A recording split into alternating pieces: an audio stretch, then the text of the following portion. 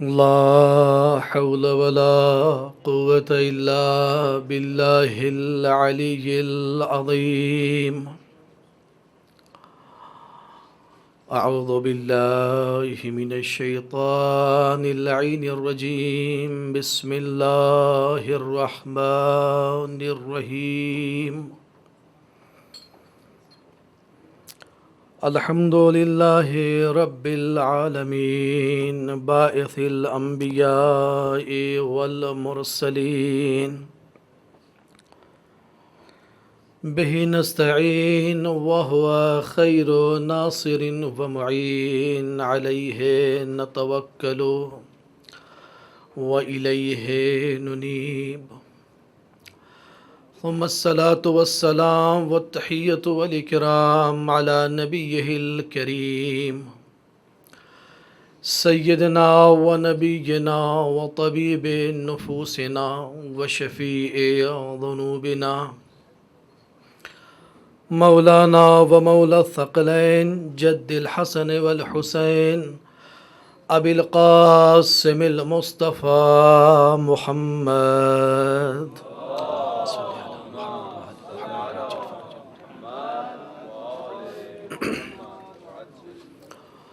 وعلى أهل بيته الطيبين الطاهرين المعصومين المظلومين الذين أذهب الله عنهم الرجس وطهرهم تطهيرا.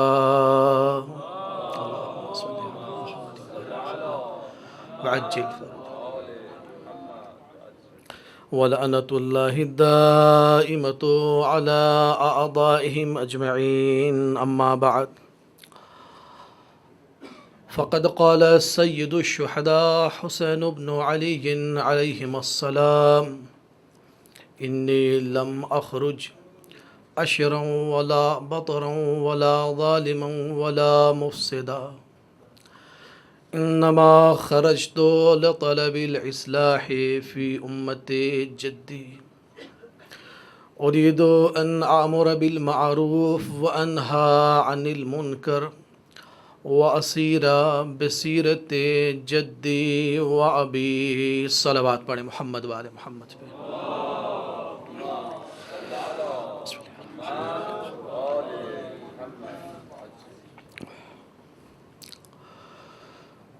علماء کرام، بزرگان قوم و ملت اور طلاب عزیز،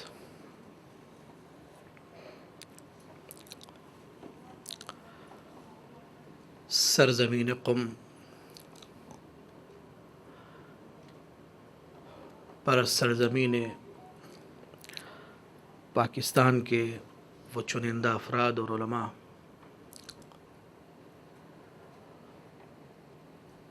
حاضر مجلس ہیں، اور اس انتہائی حقیر اور کم علم طالب علم کو دعوت دی گئی ہے.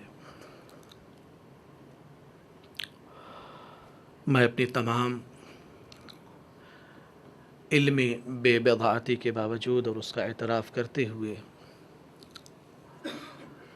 کوشش کروں گا کہ 10 روز آپ کی خدمت میں حاضر رہوں.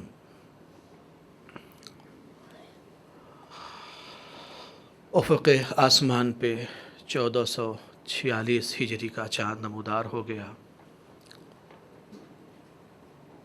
اور پروان ہائے شمع مودت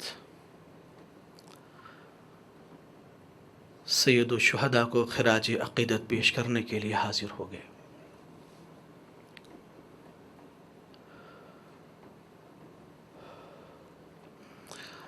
عزیزو،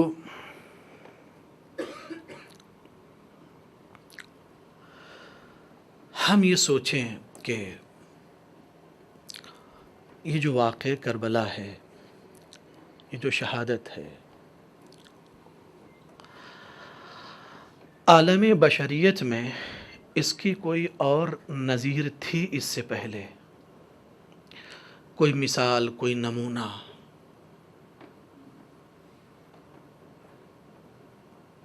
حضرت آدم کے حبوط سے لے کر اور سن 61 ہجری تک اللہ کے صالح بندوں کا وجود ہوا اور انہی کے مقابل میں دشمنان الہی بھی پیدا ہوتے رہے.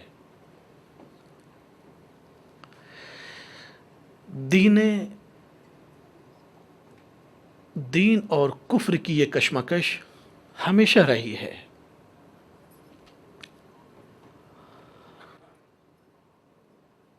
بقول علامہ اقبال کے کہ ستیزہ کار رہا ہے ازل سے تا امروز.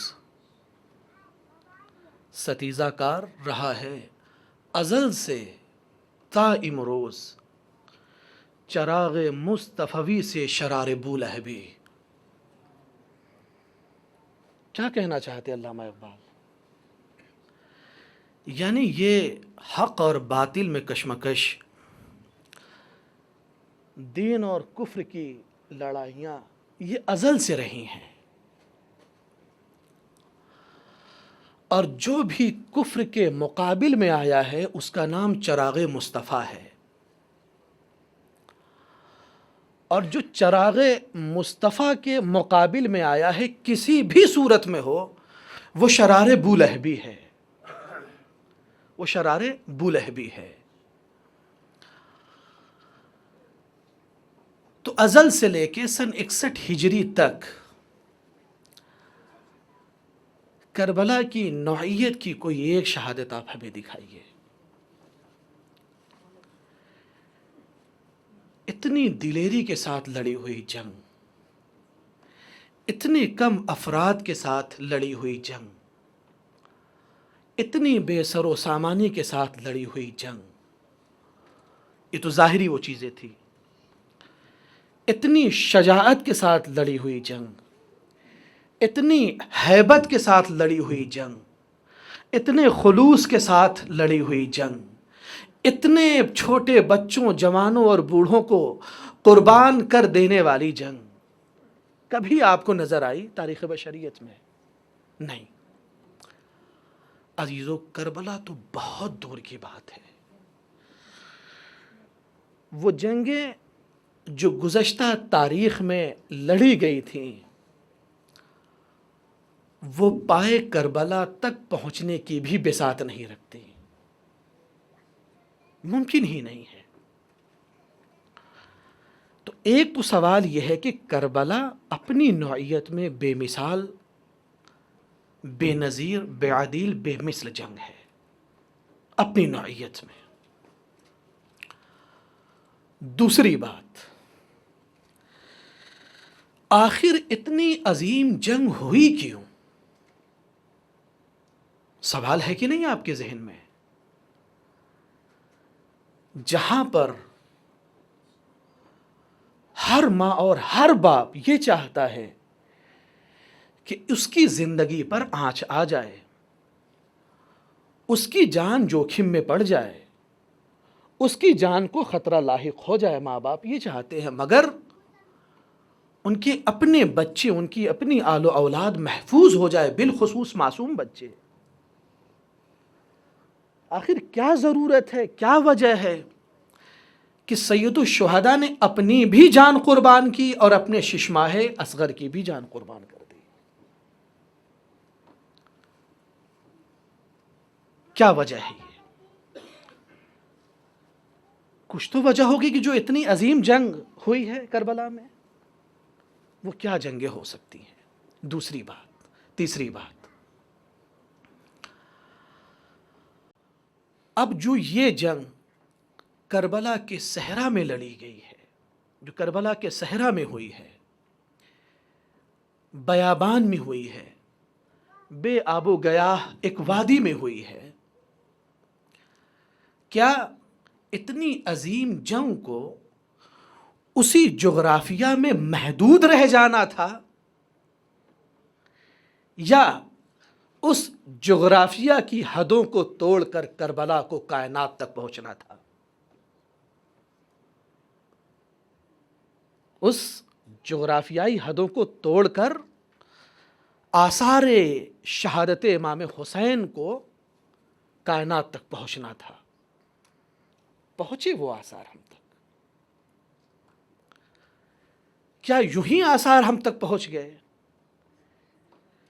سید الشہداء کو معلوم نہیں تھا کہ ہمارا کوئی وہاں مورخ نہیں ہوگا، ہمارے حالات رقم کرنے والا کوئی شخص وہاں نہیں ہوگا؟ سید الشہداء کو تو معلوم تھا نا. تو پھر اس بات کا تو مکمل یقین ہے کہ دشمن پوری کوشش کرے گا کہ شہادت حسین کو اسی ایک خاص جغرافیہ میں محدود کر دے. لیکن بصیرت حسین کو اندازہ لگائیے آپ کہ اپنے ساتھ جو امام سجاد اور حضرت زینب علیہ مقام کو اپنے ساتھ لے کے گئے ہیں، وہ کیوں لے کے گئے؟ وہ اسی لیے لے کے گئے کہ اس جغرافیائی حدوں کو توڑ کر پیغام کربلا شام پہنچے، کوفے پہنچے، اور میں لفظوں کو بدلوں، یہاں تک کہ ہمارے وجود تک پہنچے. ایک صلوات پڑھے محمد والے محمد پہ.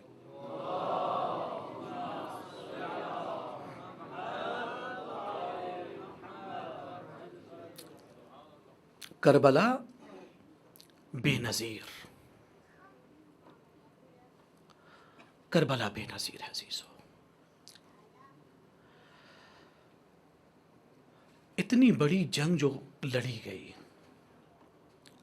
میں آج کی تمہیدی گفتگو میں آئندہ ہونے والی تمام گفتگو کا ایک نچوڑ اور خلاصہ پیش کر رہا ہوں.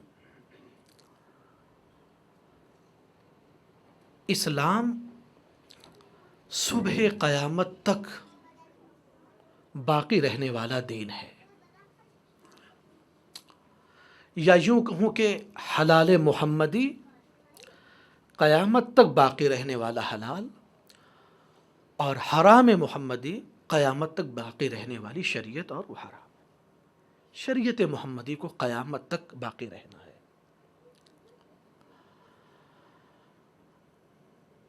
اور اس کے بعد اگر اس دین میں، اس شریعت میں کوئی تبدیلی ہو جائے،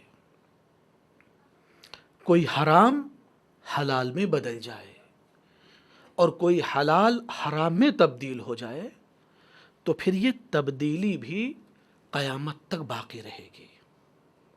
یہ تبدیلی قیامت تک باقی رہے گی. اس چیز کو آپ سمجھیے گا.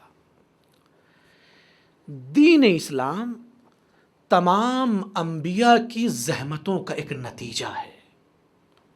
تمام انبیاء و مرسلین،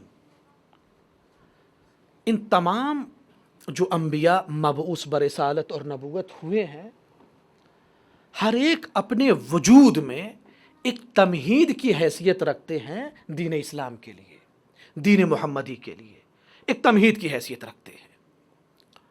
اسی لیے ان تمام ادیان کو منسوخ کیا گیا ہے. دین محمدی ناسخ ادیان ما سبق اور شرائع ما سبق ہے، یہ بالکل واضح ہے. لہٰذا شریعت محمدی کو جس طریقے سے اللہ کے رسول نے ہم تک پہنچانے کی کوشش کی تھی، اسی انداز میں پہنچنا چاہیے.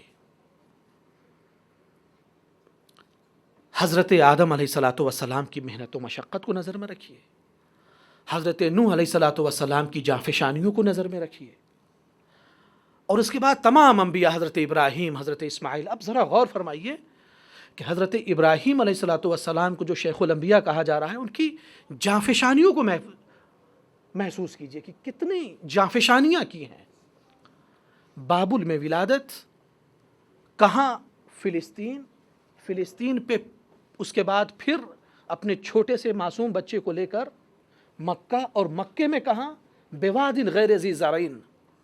وہاں پہ جہاں خانہ کعبہ میں جب جناب اسماعیل کو رکھا ہے تو کیا ارشاد ہوا کہ انی اسکنت من ذریتی بواد غیر ذی زرعین عند بیتک المحرم.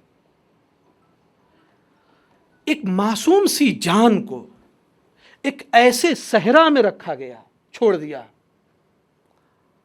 کہ جہاں نہ آب ہے نہ غذا ہے، اور پھر اس کے بعد کچھ لمحے وہاں ٹھہرے ہیں اور ٹھہر کے دوبارہ فلسطین واپس آ جاتے ہیں۔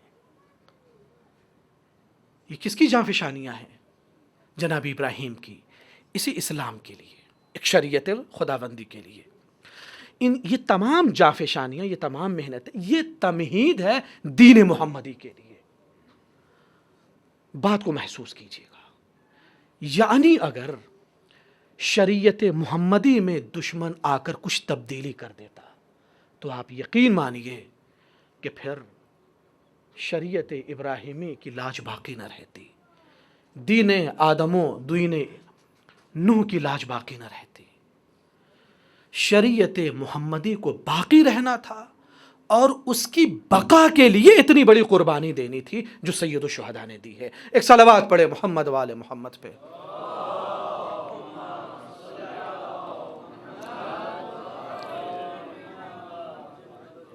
اتنی بڑی قربانی سید الشہداء نے، اسی لیے ہماری گفتگو کا عنوان کربلا اور بقائے اسلام کی ضمانت، یہ ہم نے عنوان انتخاب کیا ہے۔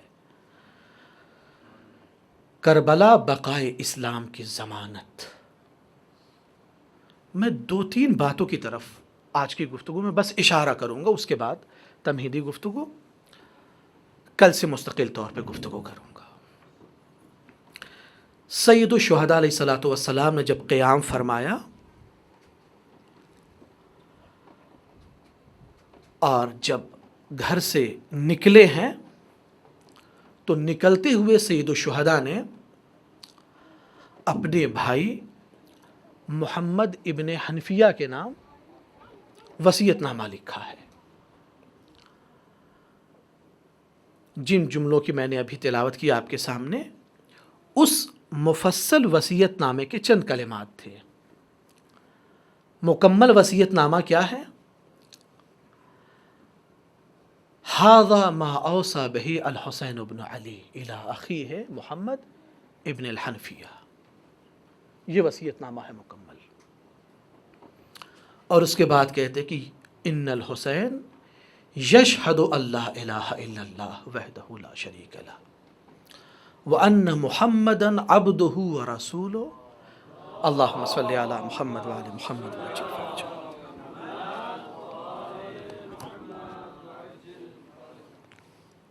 اس کے بعد کہتے ہیں کہ جاء من الحق بالحق۔ ترجمہ کرنے کی ضرورت نہیں ہے، بس یوں ہی بہت تیزی سے میں گزر رہا ہوں۔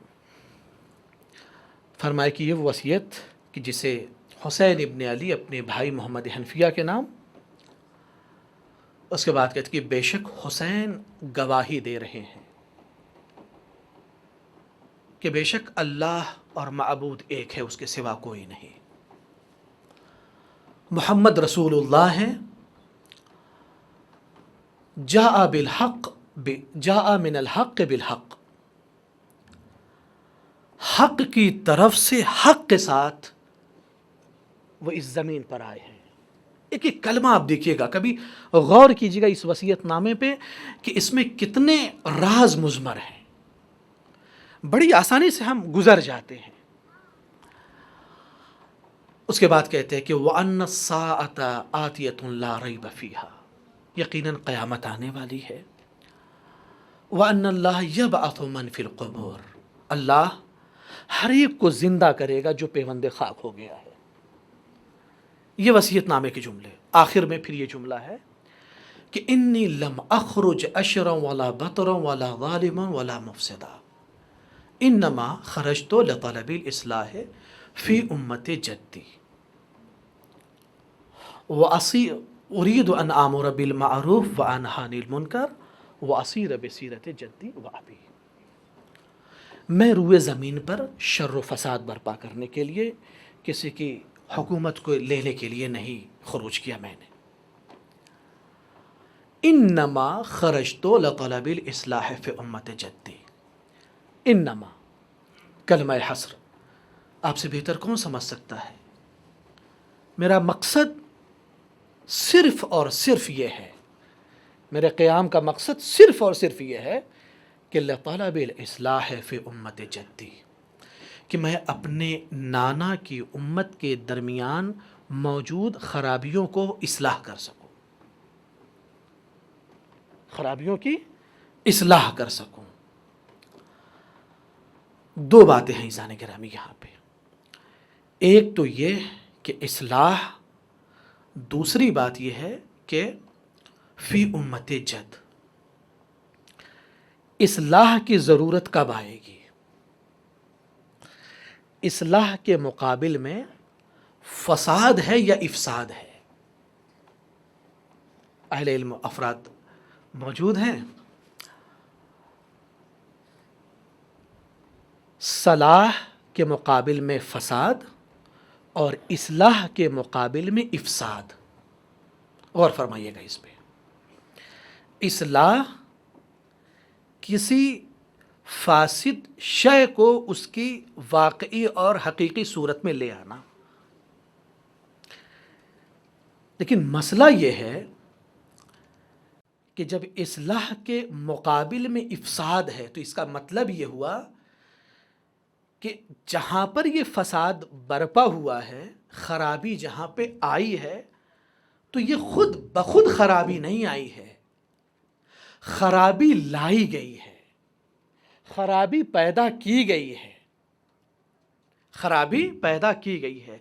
سید الشہداء ان خرابیوں کی اصلاح کرنے کے لیے آ رہے ہیں۔ اب آپ سے سوال یہ ہے، بہت توجہ، اب آپ سے سوال یہ ہے کہ اگر خرابی ہوئی تو خرابی کرنے والے افراد کون ہیں؟ خرابی اگر ہوئی ہے تو اس خرابی کے مرتکب کون افراد ہیں؟ ان کو واضح کرنا ہوگا، انہیں ہمیں اور آپ کو جاننا ہوگا۔ دوسری بات یہ ہے کہ جس پیمانے پہ خرابی ہوئی ہے، بہت توجہ، جس پیمانے پہ خرابی ہوئی ہے اسی معیار پہ آ کے اصلاح کرنی پڑے گی، اسی سطح پہ آ کے آپ کو اصلاح کرنی پڑے گی، وگرنہ فساد اپنی جگہ پر باقی رہے گا۔ بہت توجہ عزیزان گرامی۔ اب دوسرے رخ کی طرف نظر ڈالیے کہ سید الشہداء نے اصلاح کے لیے اتنی بڑی قربانی دی ہے کہ کائنات میں وہ قربانی بے نظیر ہو گئی ہے۔ تو اس کا مطلب یہ ہے کہ شریعت میں مفسدوں نے ایسا فساد بسایا ہوا ہے اور رچایا ہوا تھا کہ اس کی بھی تاریخ میں کوئی مثال نہیں تھی، اس کی بھی تاریخ میں کوئی مثال نہیں ہے۔ سید الشہداء کے ایک کلمے کو آپ کی خدمت میں پیش کر رہا ہوں۔ سید الشہداء نے جب اہل بصرہ کی طرف خط لکھا، اور خط لکھنے کے بعد سید الشہداء فرماتے ہیں کہ میں تمہیں دین خدا کی دعوت دیتا ہوں۔ بہت توجہ عزیزان گرامی، دین خدا کی میں تمہیں دعوت دیتا ہوں۔ دعوتکم الی دین اللہ، دین خدا کی دعوت۔ اس کے بعد دو جملے بہت عجیب ہیں، پڑھنے میں شاید اس کی گہرائی کو آپ محسوس نہ کریں، لیکن جب آپ غور کریں گے تب اس کی گہرائی کو آپ محسوس کر سکتے ہیں۔ وہ دو جملہ کیا ہے؟ وہ دو جملہ یہ ہے کہ ان السنت قد امیتت و ان البدعۃ قد احیت۔ میں تمہیں دین خدا کی دعوت دے رہا ہوں، جب اس وقت دعوت دے رہا ہوں، السلام علیکم ورحمۃ اللہ، ایک صلوات پڑھے محمد والے محمد پہ۔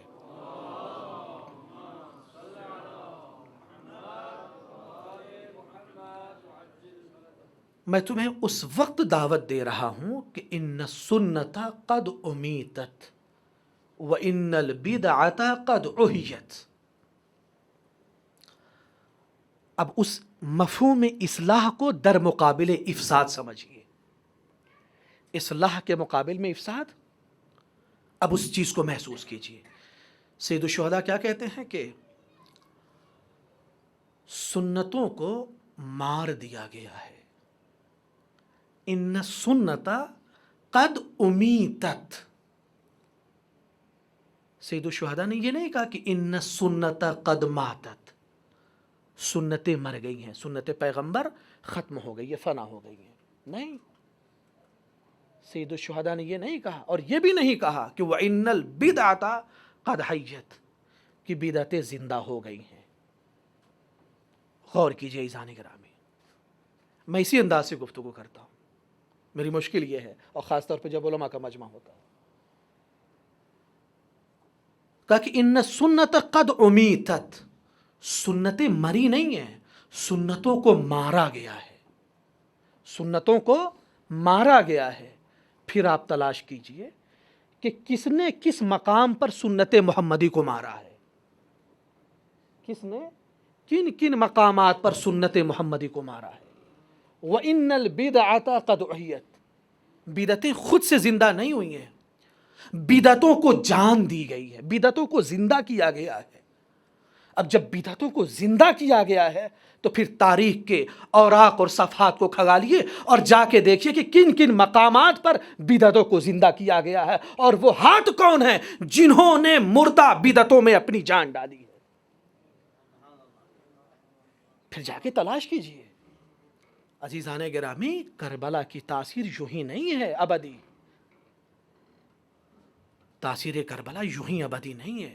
ہم یوں ہی یہاں نہیں بیٹھے ہوئے ہیں، یہ خون حسین کی کشش ہے، یہ شہادت حسین کی کشش ہے جو ہمیں یہاں لا رہی ہے.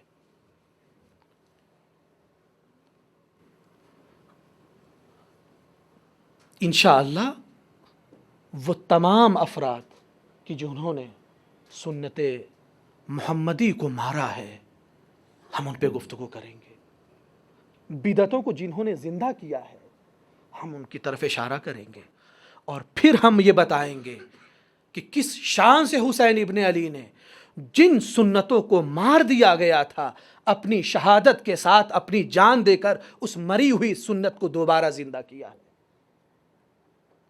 اور جن بدعتوں کو زندہ کیا گیا تھا، حسین ابن علی نے اپنی حکمت عملی سے کس طریقے سے اس زندہ بدعتوں کو پھر سے موت کے گھاٹ اتار دیا.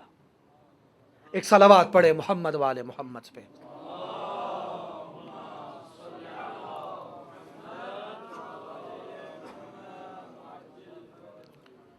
عزیزان گرامی، یہ ہے حقیقت، یہ ہے حقائق کربلا. کتنا اہتمام کیا اہل بیت علیہ السلام نے، اتنی بڑی قربانی بہت محفوظ انداز میں ہم تک پہنچ جائے کہ پہنچ گئی ہے. کتنا اہتمام کیا اہل بیت علیہ السلام نے. آج چاند رات ہے، میں اس کی طرف اشارہ کرتا چلوں. کامل الزیارہ میں یہ روایت ہے، روایت یہ ہے کہ ایک اہل عراق جو بصری ہیں، مسمع بن عبد الملک، امام صادق علیہ الصلاۃ والسلام کی خدمت میں حاضر ہوئے. جب امام کی خدمت میں حاضر ہوئے تو امام نے مسمع کی طرف نظر کی، اور نظر کرنے کے بعد فرمایا کہ مسمع، تم اہل عراق سے؟ جی آقا. فرمایا کہ ہمارے جد کی قبر کی زیارت کے لیے جاتے ہو؟ اتأتی قبر الحسین، ہمارے جد کی قبر کی زیارت کے لیے جاتے ہو؟ کہا آقا انا رجل مشہور، آقا میں ایک مشہور آدمی ہوں، جانا پہچانا ہوں، اور آپ جانتے ہیں کہ حاکم بصرہ دشمن اہل بیت ہے. مجھے خوف ہے کہ میں زیارت کے لیے جاؤں اور میری جان پہ آن پڑے. کہا صحیح، خطرہ ہے، زیارت کے لیے نہیں جا سکتے. پھر مولا نے پوچھا کہ مسمع گریہ کرتے ہو ہمارے جد کی مصیبت پہ؟ تو مسمع کہتے ہیں کہ آقا خدا کی قسم، میں اس انداز سے گریہ کرتا ہوں آپ کے جد پر کہ میرے اہل خانہ متوجہ ہو جاتے ہیں اور اس کے آثار میرے چہرے سے عیاں ہو جاتے ہیں، ظاہر ہو جاتے ہیں۔ کہا کہ آقا جب کربلا والوں کو یاد کرتا ہوں تو پھر کھانا نہیں کھاتا، چھوڑ دیتا ہوں، اور اس کی نقاہت اور ضعف کے آثار میرے چہرے سے عیاں ہو جاتے ہیں اور میرے اہل خانہ اس چیز کو محسوس کرتے ہیں میرے آقا۔ عزیزو، ہم نے فرش عزا بچھائی ہے عالم غربت میں، عالم پردیس میں فرش عزا بچھائی ہے۔ اس کا ثواب جانتے ہیں؟ جب مسما نے یہ بات کہی تو آقا نے فرمایا کہ مسما، اب تم ہمارے جد پر آنسو بہانے والوں میں شمار ہوگے، تم وہ ہو کہ ہمارے غم میں غمگین اور ہمارے حزن میں محزون ہوتے ہو مسما۔ عزیزان گرامی، انسان کی زندگی میں سب سے زیادہ سخت وقت کون ہے؟ سب سے زیادہ سخت انسان کی ذاتی زندگی میں سب سے زیادہ سخت وقت، بعض روایت کا مفہوم یہ کہ سب سے زیادہ سخت جو ہے وہ نزع کا وقت ہے، حالت احتضار، جسے ہم لوگ کہتے ہیں سکرات موت، موت کی مدہوشی، موت کی غشی۔ بہادر سے بہادر انسان ہو، جب اس کی نگاہوں کے سامنے موت آن کھڑی ہوتی ہے تو بہادر انسان کی پیشانی پہ بھی موت کے پسینے نظر آنے لگتے ہیں۔ بہت سخت مرحلہ ہے جانے کے نامی، بہت سخت مرحلہ ہے موت۔ اور سب سے پرسکون ماحول کہاں ہے انسان کی زندگی میں؟ سب سے پرسکون ماحول، سب سے اطمینان بخش، جہاں پر اسے بہت آرام ملے، وہ ہے ماں کی آغوش۔ سخت ترین مرحلہ حالت احزار، سکرات موت، نزع کی کیفیت، نزع کا عالم۔ سب سے پرسکون ماحول ماں کی آغوش، ماں کا دامن۔ سب سے ہم ہمیشہ اس فکر میں ہوتے ہیں کہ جب موت آئے تو آسانی سے آئے، سکون سے آئے، اور جب بھی ہمارے دل کو ٹھیس پہنچتی ہے تو ماں کی ممتا اور ماں کی گود یاد آتی ہے۔ اشک غم حسین کی تاثیر دیکھیے ذرا۔ مولا فرماتے کہ مسما، ہمارے جد پہ تم آنسو بہاتے ہو۔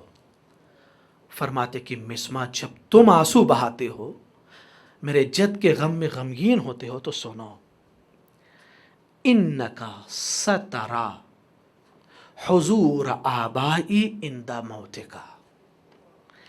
مسما، جب تمہیں موت آئے گی نا تو موت سے پہلے ہمارے آباء و اجداد تمہارے سرانے ہوں گے، ہمارے آباء و اجداد تمہارے سرانے ہوں گے۔ اس کے بعد کہتے ہیں کہ مسما، ہمارے آباء و اجداد ملک الموت سے وصیت کریں گے، اس کو حکم دیں گے کہ اسے بشارت دو۔ یہ جو حال و ہراس میں گرفتار ہے، گھبرایا ہوا ہمارا چاہنے والا ہے، اسے بشارت دو، اس میں اطمینان بخشو۔ پھر اس کے بعد کہتے ہیں کہ مسما، تمہیں معلوم ہے جب ہمارے آباء و اجداد ملک الموت کو حکم دیں گے بشارت دینے کا اور شفقت کا، تو پھر مسما، ولا ملک الموت ارق علیک واشد رحمتا من الام علی ولدہا۔ مسما، تمہیں معلوم ہے کہ جب ہمارے آباء و اجداد تمہارے ساتھ شفقت کا حکم دیں گے ملک الموت کو، اب جو ملک الموت تمہارے ساتھ رفتار کرے گا، جس سلوک سے پیش آئے گا، وہ سلوک، رفتار اور اس کا اخلاق یہ ہوگا کہ اتنی شفقت کے ساتھ تمہارے ساتھ پیش آئے گا کہ جیسے ماں اپنے بچے کے ساتھ پیش آتی ہے، اس سے کہیں زیادہ شفقت کے ساتھ پیش آئے گا۔ ارق علیک واشد رحمتا من الام علی ولدہا۔ اب عزیزان محترم یہ بتائیے کہ اس دنیا کا سب سے بھیانک منظر، سب سے پرہول ماحول، سب سے خطرناک اور وحشتناک منظر موت کا منظر، ملک الموت سامنے کھڑا ہوا ہے، لیکن اس کی شفقتیں ایسی ہیں کہ اس خطرناک ماحول کو، بہت توجہ، اس خطرناک ماحول کو ایسے ماحول میں بدل دے کہ جیسے محسوس ہو کہ مرنے والا اپنی ماں کی آغوش میں سو رہا ہے، اپنی ماں کی آغوش میں سو رہا ہے۔ ایسے مرنے کو بھی کوئی موت کہتا ہے؟ میں تو سمجھتا ہوں کہ یہ محب اہل بیت کی موت نہیں ہے، بلکہ زندگی کی کشمکش کا مارا ہوا انسان تھا، تھک کے آیا تھا، ماں کی ممتا کا احساس ہوا، اسے نیند آ گئی، ماں کی ممتا کا اسے احساس ہوا، اسے نیند آ گئی ہے۔ اہل بیت کا چاہنے والا کب مرتا ہے؟ اور عزیزو، اہل بیت کے چاہنے والے کا معال زندگی یہی ہے کہ وہ اہل بیت کی زیارت کر لے۔ وہ تو تڑپتا ہی اسی لیے ہے، وہ تو بے قرار ہی اسی لیے ہے کہ اپنے وقت کے امام کی زیارت کر لے۔ انہم یرونہ بعیدا ونراہ قریبا، یہ کس بات کی طرف اشارہ ہے؟ ہمارا ضمیر تڑپتا ہے، ہمارا وجود تڑپتا ہے امام وقت کے دید کے لیے، ان کی زیارت کے لیے۔ تاثیر اشک غم حسین دیکھیے، جو کوئی نہ کر سکا یہ غم حسین میں بہنے والے آنسو نے کر دیا۔ نبی کی زیارت ہو رہی ہے، علی کی زیارت ہو رہی ہے، حسن و حسین کی زیارت ہو رہی ہے، اور جب ہم اس حدیث کو نظر میں رکھتے ہیں کہ اولنا محمد و اوسطنا محمد و آخرنا محمد و کلنا محمد، تو میں یہ سمجھتا ہوں کہ جب حقیقت محمدیہ کی زیارت ہو گئی تو علی کی بھی زیارت ہو گئی، حسن کی بھی زیارت ہوئی، حسین کی بھی زیارت ہوئی، اور امام قائم کی بھی زیارت ہو گئی۔ صلوات پڑھے محمد و آل محمد پہ۔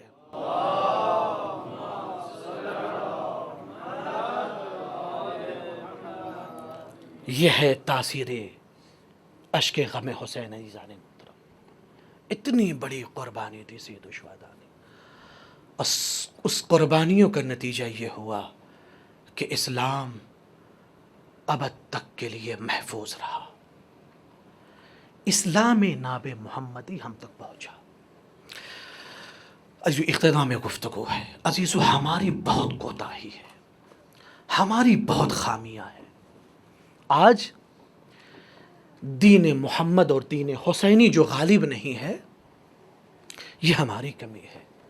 اہل بیت علیہ السلام نے، بالخصوص سید الشہداء نے اپنا کام کر دیا، ہم نے اپنے وظیفے پورا نہیں کیا۔ عزیزو، کیسی کیسی قربانیاں دی ہیں سید الشہداء نے، کیسی کیسی قربانیاں۔ چند روز کے علی اصغر ہے، چند روز کے، اور پھر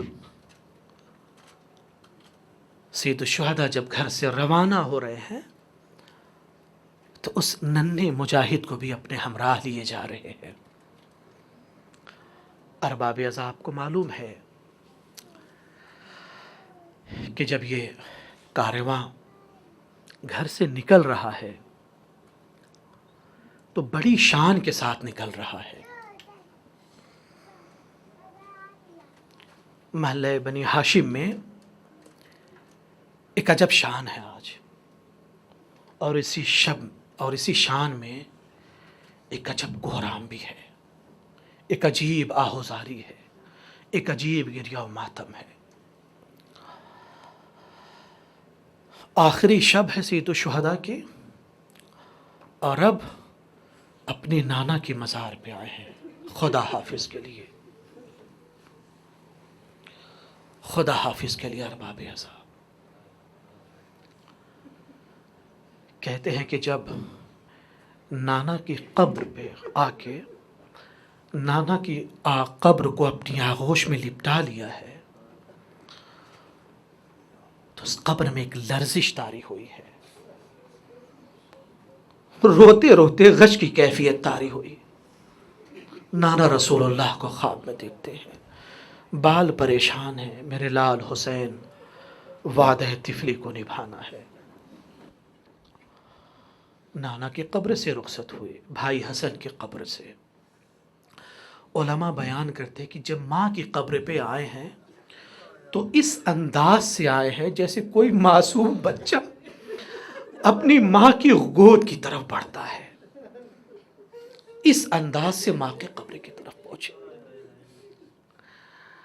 آواز آئی، میرے لال تمہارا قافلہ آگے آگے ہوگا، دکھیاری ماں قافلے کے پیچھے پیچھے ہوگا۔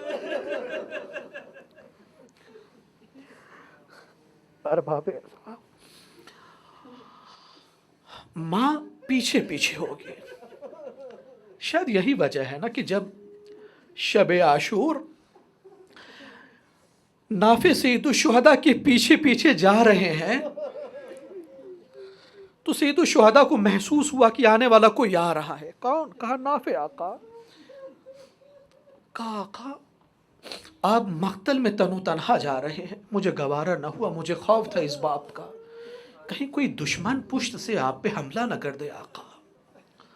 کہتے اچھا نافع آ گئے ہو تو آؤ، آؤ میں اس جگہ کو تمہیں دکھاؤں جہاں میرا لال علی اکبر سینہ برچی کھا کے سو رہا ہوگا۔ نافع کے ہاتھ کو تھام کے ذرا اور قریب گئے، کہا کہ نافع تمہیں یہ جگہ معلوم ہے؟